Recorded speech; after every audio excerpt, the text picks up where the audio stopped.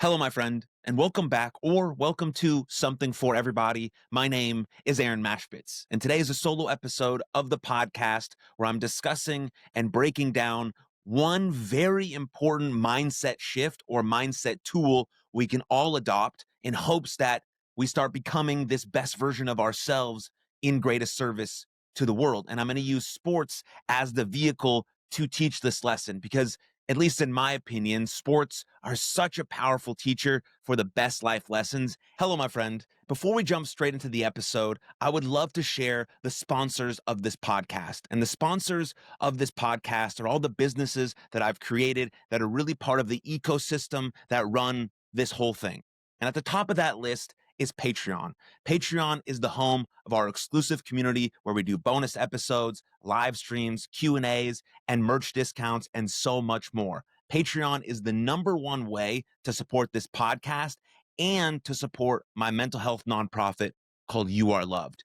Next, we have my clothing brand called Shop for Everybody. Every hat and every t-shirt you see me wear on every single episode of this podcast is from Shop for Everybody. It's the home of For the Dads, For the Moms, all Something for Everybody merch, and it's the home of all You Are Loved merch. So that's shopforeverybody.com. And the last thing is my sports performance brand called Champions Adjust. Again, if you see anything Champions Adjust related, it's all found at champsadjust.com. It also has its own podcast.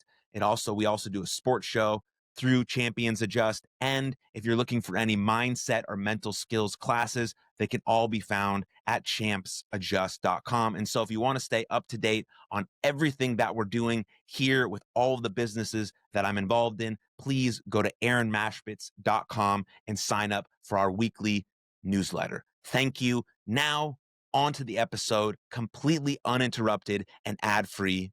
Here we go. October is playoff baseball, which is always very exciting. And the best moments happen in October in playoff baseball. So let me share with you a recent moment that I think we can all learn and grow from. It was the Detroit Tigers versus the Seattle Mariners matchup that demonstrated this beautiful, enduring lesson for performance and really for all of life. So it doesn't matter if you play sports or not. This is something we can all learn and grow from. So it's game one of the series between the Detroit Tigers and the Seattle Mariners, and the Detroit Tigers are the heavy underdogs. So on the pitcher's mound is 24-year-old rookie Troy Melton in his first ever playoff start in a very hostile environment.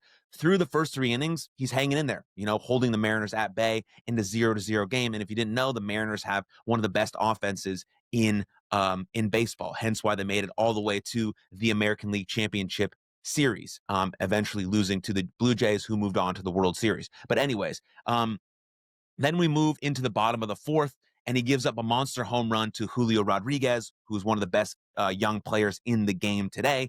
And the next batter he faces was Josh Naylor, and he sends another rocket that is just mere inches away from being yet another home run. In nearly any other stadium, the ball would have left the yard, but the thick sort of maritime air of Seattle saved Melton.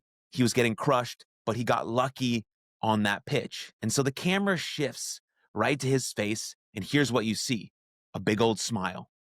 He looks like the Joker in Batman. The near home run doesn't faze him one bit.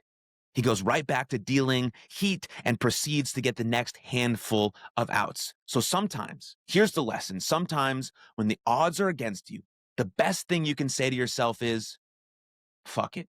The odds are against me, but someone's got to do it.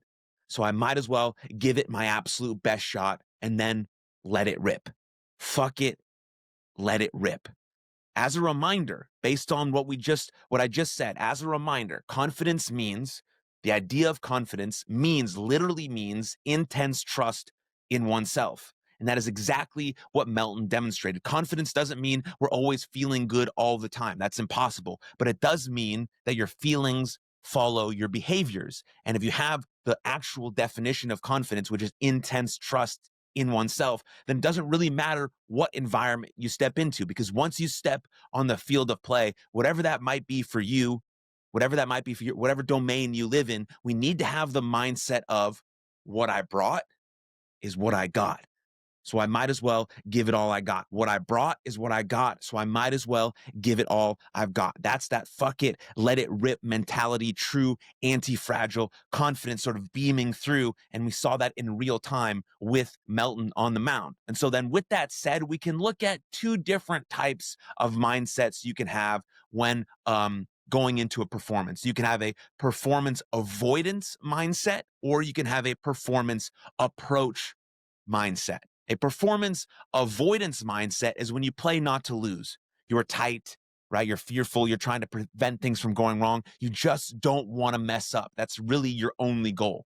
And then on the opposite side of that, what we actually want to do is we want to have a performance approach mindset. Is when you play to win, you are loose and relaxed and having fun and literally just going for it, seeing everything as a challenge and opportunity and not worrying about the outcome, just saying, I'm going to go for it. I'm going to have this approach mindset, right? Research shows that a performance approach mindset is almost always advantageous. It shifts you out of the threat response, which is associated with sort of this rush of the stress hormone called cortisol, and into like the challenge response, in which you get flooded with the biochemical DHEA, resulting in increased focus, confidence, and motivation, right? So you get into this challenge mindset, right? Really, what I think the performance approach mindset is about is it adopts this OHMS mentality, which is obstacles make me stronger, and encapsulates the fuck it, let it rip, confidence, anti-fragile mindset. All of these different tools go together to compile what we can learn from sports and everything to add that to the domain that we live. So again, we can be this best version of ourselves in greatest service to the world, no matter where we're trying to be elite or great in, right? It's really the approach and avoidance idea is the difference between terrible body language, which is like, your hunched shoulders, fear struck, deer in the headlights, or the approach mindset, the fuck it, let it rip mindset of like Melton's grin, right? Or as I like to call it, the superhero pose, head up, chest up, shoulders back, like a string is being pulled up and you just are dominating the space that you're in. That's the performance approach mindset. And we know from backed up research that your body language directly correlates to how you think and how you feel and how you talk to yourself, and your self-talk directly correlates to your confidence. Again, that intense trust in oneself. So it's easy to adopt a performance approach mindset, of course, when the odds are in your favor, right? When things are going well, easy. But right, what about when that isn't the case? What about when your nervous system knows when you are lying to yourself? There's no point in trying to convince yourself you're in a great position when you aren't. Your brain knows the difference, right? So it's about awareness, acceptance, action. Awareness that maybe the odds are stacked against us. Um, that's the awareness. Accepting the fact that, okay, here's what I got to do. Odds are stacked against me. I'm heavily unfavored, whatever. And then action. What can I do about it? I can say, fuck it, let it rip. I can have this anti-fragile confidence. I can approach with this challenge mindset, not knowing what's going to happen, but this is giving me my best chance, right? Again, easy to have this approach mindset when the odds are in your favor, but when they're not, you can't sort of lie to yourself. Your nervous system understands that. And so we can have this clear mentality of like, I don't know what's going to happen. I know the odds are stacked against me, but I'm going to go for it anyways. That's the approach mindset we can always have in any sort of circumstance, right? Melton, as we know, and we talked about him, was a rookie facing some of the best hitters in baseball. I mentioned the Seattle Mariners. These guys could hit, Big Dumper, Julio Rodriguez, some of the best players in the game. And that's okay. That's okay. We want to face elite competition. We want to go against the best. That's precisely when you tell yourself some version of, here I am. Odds are stacked against me, but fuck it. Let it rip. These obstacles make me stronger. One of my most important mantras that I tell my athletes to adopt all the time is bring it on. Bring it on, bring it on, bring it on, bring it on. This is the same thing. Fuck it. Let it rip. Bring it on. I'm like The Rock in the 1990s, doing my hand like this. Just bring it. Because that's not guaranteeing an outcome. That's not saying I will do this. I have to do this. I need to do this. It's just saying, bring it on. I'm ready for the challenge. You bring your best. I'm going to bring my best, and we'll see what happens. That's what it's about. And I was watching this exact game with my son, Asher, who at the very time of this recording, as I'm sitting down to record this in my studio, is almost 5 weeks old. And so what I was thinking about when I was watching with my son is like, when he starts playing sports, what standards do I want him to play with slash live by when he's not on the field, when he's on the field?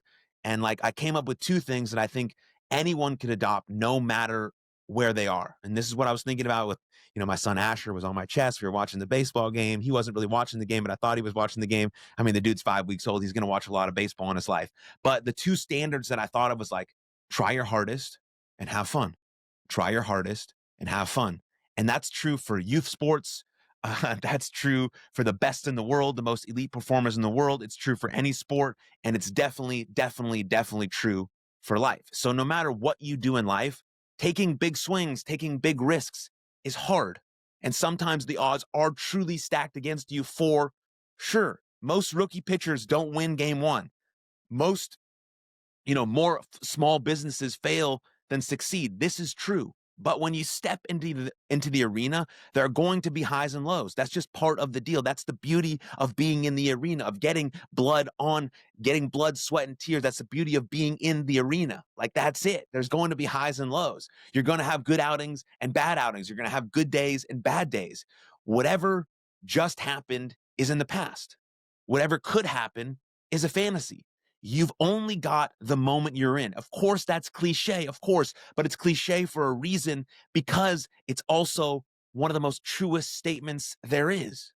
So think win, W-I-N, win. What's important now? Win. What's important now? If you want to win your life or win the game or win the moment or win at business, you have to be in the present moment. You have to be exactly where your feet are, always thinking win, what's important now. And so continue with the baseball story. Just a few days later, in a must-win game 4, we talked about game 1 with Melton, and now in a game 4, the Tigers started a starting pitcher named Casey Mize, who was only able to complete 3 innings. The Tigers needed someone who could hold the Mariners scoreless in the middle frames and give them a shot. They called on Melton. He gave the Tigers 3 scoreless innings. The team won, forcing a deciding game 5. And though the Mariners won, the Tigers lost in a 15-inning heartbreaker to close out the series. Melton pitched another scoreless inning in that game in what will go down as an absolutely classic MLB postseason game. The Mariners moved on to the next round to face the Blue Jays, eventually lost to the Blue Jays. And whenever you're hearing or watching this, the 2025 World Series is going to be the Dodgers versus the Blue Jays. But that's not really the most important thing we're talking about. And so if there's one final sort of unifying lesson, it's that true resilience is not the absence of fear, but the willingness to commit fully in spite of it. Melton didn't pitch 3 scoreless innings in game 4 because he somehow magically erased the memory of giving up a monster home run.